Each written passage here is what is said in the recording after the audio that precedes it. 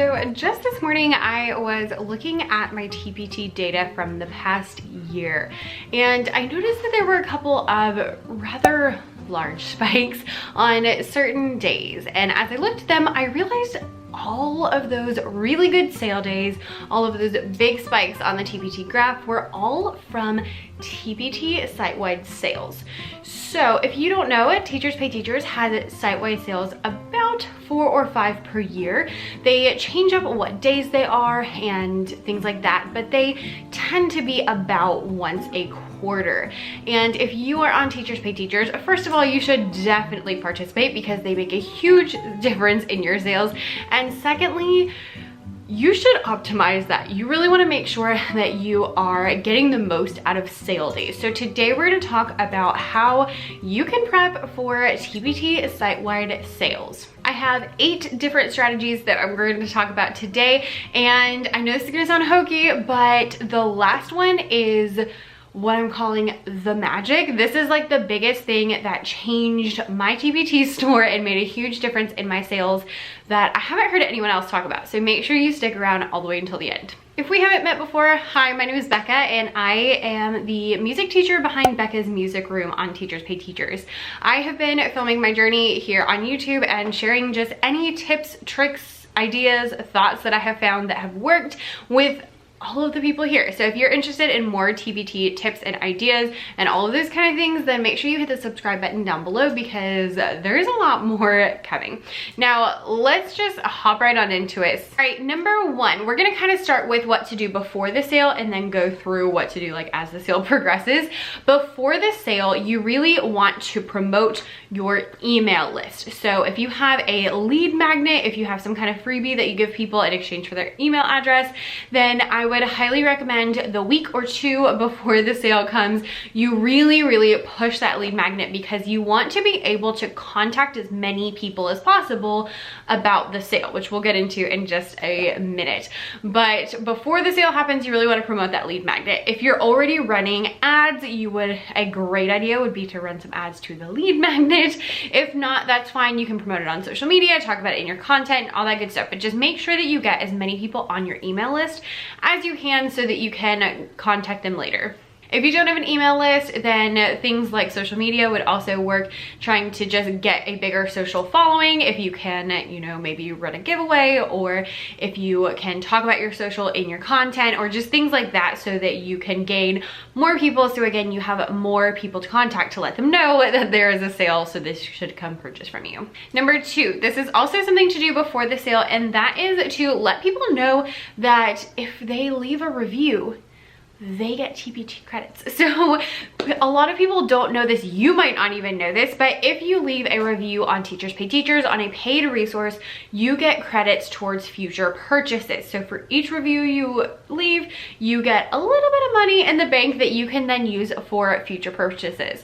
If you do this and you really encourage people via your email list or social or whatever to leave reviews, and again, if you tell them, hey, if you leave a review, then you basically get free money, then who's not gonna wanna do that? If you really encourage them to leave reviews, then what that is going to do is for them, they now have credits for TPT, so they're starting to think like, oh, what should I buy from TPT? I now have credits, like I can use my coupons, you know, that kind of stuff. And for you, it gets you more reviews because people are trying to get those credits. So it will help your resources look better if they have more reviews on them, and also people get their stuff. So it's kind of like a win-win situation. Number 3 is that you should do any little touch-ups that you need to.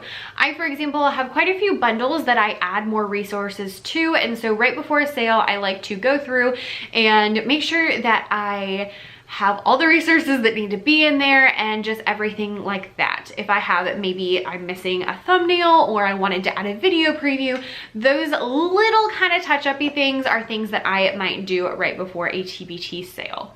Now, number 4 is a don't, and this is a huge mistake I made and a huge mistake I see other people make, and that is do not, whatever you do not rush product creation trying to get things out before the sale. I will tell you, I hear this from many sellers.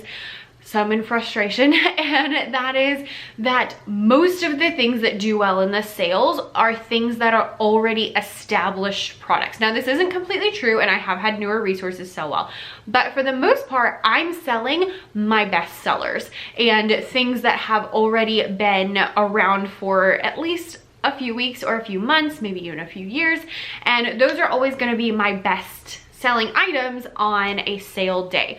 So that's good and bad. What that means is that you don't really need to rush to put up new products, because it's really going to be your older products that do better. I find that just all the time. I don't know if it's because they rank better in search, or because they have more reviews, or if it's just that people have been putting things in their wish list and this is the day that they go through and buy all the stuff from their wish list. But for some reason, older resources definitely tend to do better. Now, that doesn't mean new resources can't do well, but there is not as much pressure as you think to put up all the resources. I used to try to do this. I was like, oh my gosh, there's a sale in a week, because they only send you an email like a week before, and I'd be like, there's a sale in a week. I need to go finish everything, and then I would just be stressed out and tired, and then those things wouldn't even sell if I got them up.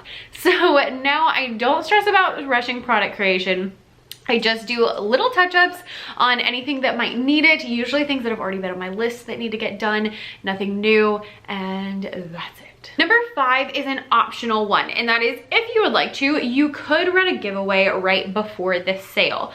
Teachers Pay Teachers actually, they kind of do like a giveaway for giveaway. They often give TPT sellers gift cards for like $10 for TPT for us to then send other people. So not everyone gets these, but you can apply in the email. So just kind of keep your eyes peeled, and they will send, a couple people will get these gift cards for us to then give away. So then you can go on your Instagram or on your Facebook or your Twitter or whatever you do, and you can do a giveaway with that gift card. You could also, of course, purchase your own gift card and do it that way. If you're gonna do a giveaway, definitely do a TPT gift card, because that's gonna encourage people to then purchase your things. Now, if you decide to do a giveaway, I would suggest making the entry something that requires people to kind of think about your resources. So if you're like, Becca, what the heck are you talking about? What I mean is that maybe you say, hey, what are you looking, comment down below with what you're looking forward to in this sale, or comment down below and tell me your favorite resource that you've ever purchased, or comment down below, or go look through my store and then comment down below and say which resource you would like to have the most. Those kind of things, because that will make people go to your shop or start thinking about your shop and your stuff, and then have to comment, and so then other people will then see those things, and even if they don't win, they might still want to go get that thing. So this is a totally optional one, but it is something that a lot of people do, so you might want to look into it. Now, number 6 is we are now on to the day of. On the day of, you want to make sure you're sending emails. Now, if you don't have an email list, first of all, you need to go start an email list. If you need help, we just finished up like a whole email series. I will link it down below so that you can go check that out, because it is the most profitable thing ever. Yeah, get started right now, because the sooner you start it, the more people there will be. You want to send emails to your people. Now, I recommend sending between 3 and 4 emails for a 2-day sale. Most TPT sales are 2 days. They're usually a Tuesday and a Wednesday, just because that's what TPT picks. And so I recommend sending an email on Tuesday morning. On the Tuesday morning email, definitely let people know that there's a sale and just kind of make them aware. On Wednesday, you want to send an email in the morning and remind them, hey, there's a sale and this is the last day for it. That's gonna help a lot of people who were kind of on the fence yesterday, or maybe they were like, oh, well, I'll get to that later. Now they're gonna be like, oh, crud, I need to go and purchase things like right now. In this email, I highly suggest you picking out a couple of products that you feature in the email, so that people are not going to your shop and like lost, especially if you've been around for a while. Like, y'all, I have like 340 products, 350, I don't even know. I have a lot of products, so sending someone to my store can be very overwhelming. So I always try to curate a few different products for them. I like to include something that's a bundle and maybe something that's not, and different things like that. Or you could even say, If you're interested in classroom decor, here's an idea. If you're interested in centers, here's an idea. That could work well as well. On Wednesday afternoon, I send another email that just says, hey, last call. It's very short, very to the point. And this is the one that's just like, hey, if you haven't bought, buy now. Now, some people also send an email on Monday evening to let people know that there is a sale coming. I haven't tried this before. I might try it this time just to kind of check it out and see what happens, but it is an idea that you could try out and see how it goes. Number 7 is also one for the day of, and that is post on social media. Now, if you only post on your social like once a day, I do not recommend you posting like 20 times, because then your social media is gonna be like, what is going on? Did this account get taken over by spam? Did they get hacked? Like all those kind of things. So don't go super overboard, but if you normally post once, maybe post twice or maybe 3 times, and just remind people there's a sale. Again, first time I just say, hey, there's a sale. And then after that, I'll do a few posts that are a couple of products, usually my best sellers and or my bundles, so that people are encouraged to go purchase bundles, which are bigger ticket items. And then at the end, I will also do, you know, Wednesday afternoon, a hey, last call. This is your last chance to purchase anything in the TPT sale. And the way TPT does sales is that you mark your store for 20% off and they add an extra 5%. So it's literally the best price that people can get, because we can only do 20% on our own, but they get 25% off on the site-wide sales, which I'm sure they did on purpose, but is brilliant marketing. Also, especially if you're on Instagram, hit up those stories a bunch, because your stories are more likely to pop up in the front if you have newer content. So posting a couple of times a day in stories will also help a lot. And the last one, this is something that I'm calling the magic. This is something I didn't realize until the last couple of sales, and I stumbled upon it by accident, but it made a huge difference. And that is, make a plan for what you're promoting. So instead of just being like, hey, everything's on sale, go buy all of the things, which I mean is true, but what you really want to do is narrow it down to 1 to maybe 3 things that you really want to sell. So I usually pick, again, a bundle, because it's a bigger ticket item that I'm really pushing, and it is in every email that I send. I'm posting it on social media. It is the thing that I'm really trying to make a big deal about. So for example, the last time we had a TPT sale, mine was my book-based music lessons bundle. This is my best-selling bundle. These are my best-selling lessons, and a lot of people like these, and especially because I am making this in 2020, and a lot of people are either digital or in school but having to stay 6 feet away. Books are a great idea for when you're like, but then what do I do? Because that's like every single game that we ever play can now not be played. Yay for 2020. So that was one that I did. Back in one of my previous ones, I really pushed like my matching games, and another one I really pushed like my digital activities and just things like that. But just picking kind of one category or one bundle that you're really pushing will really, really help for people to know what to buy. Again, you don't want to overwhelm them with possibilities, but saying, hey, here's a bundle can make a big difference, especially if it's a bundle where they can go in and they could buy 1 or 2 things if they don't want to buy the whole thing.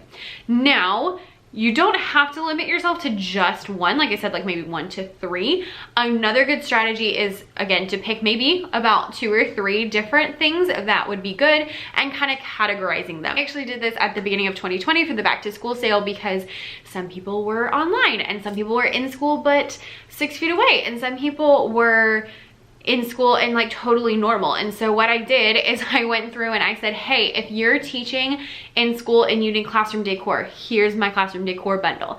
If you're teaching from home, this is what you should be buying. If you're teaching in school but you got to stay 6 feet away, here's some ideas for you. And that was really helpful, because then people said like, oh, okay, well, I'm teaching from home, this is what I should buy, and they went and bought it.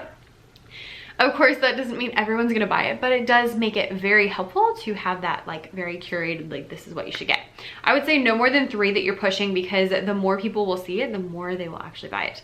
And I promise, no, they're not gonna be like, how dare you suggest the same thing to me 4 times?